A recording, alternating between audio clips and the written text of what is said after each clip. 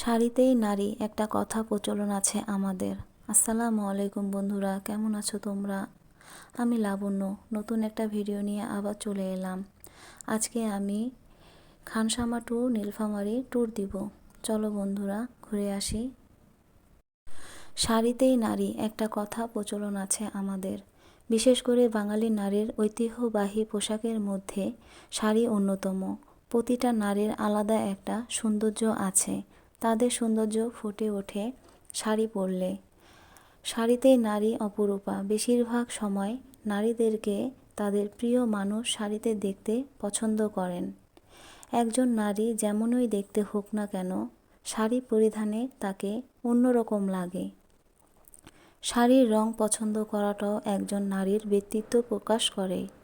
বান্ধবীকে প্যারা না দিয়ে এমন একটা শাড়ি উপহার দিলেই তো পারো।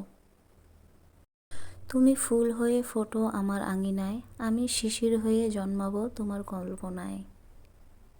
যারা যারা আমার মতো ঘুরতে পছন্দ করো, বাসায় বসে না থেকে সুন্দর করে সাজগোজ করে শাড়ি পরে বের হয়ে যাও।